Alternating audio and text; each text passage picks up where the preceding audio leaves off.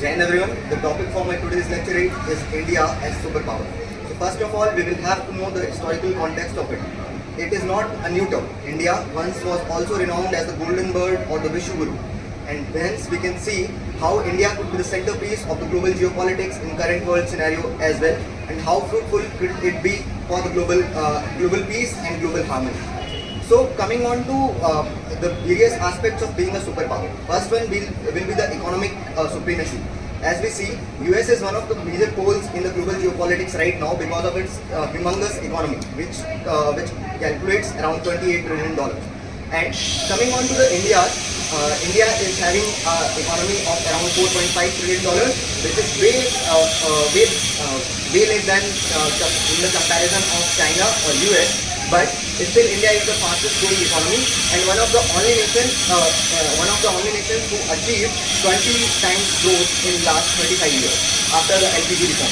So in that context, I think that India is having a huge possibilities to cater itself as superpower economically also. Then coming on to the other aspect of being a superpower is military superpower. We know that according to the Global Firepower Index, India is the fourth strongest military in the world, including Air Force, Army and Navy. And because of this, India can impose its hard power on global geopolitics and make the global geopolitical scenario in its favor. Coming on to the soft power, which is one of the most important factors and also is not being focused much on to.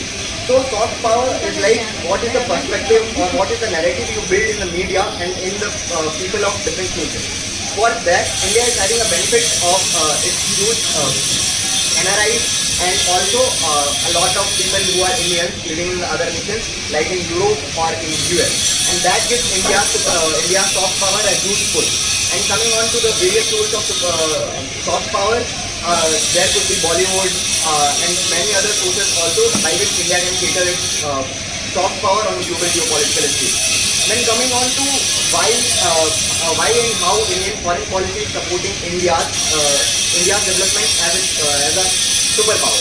So we see that India is leading the global south and also empowering the global south nation. So that will increase the soft power also, and India can also be the leader of the global south and make itself emerge as a new superpower. And I would also like to say that world also requires India as a superpower because India believes in multilateralism, mutual respect and also strategic autonomy for each and every nation. Because of this, India in future is a promising contender for the global geopolitical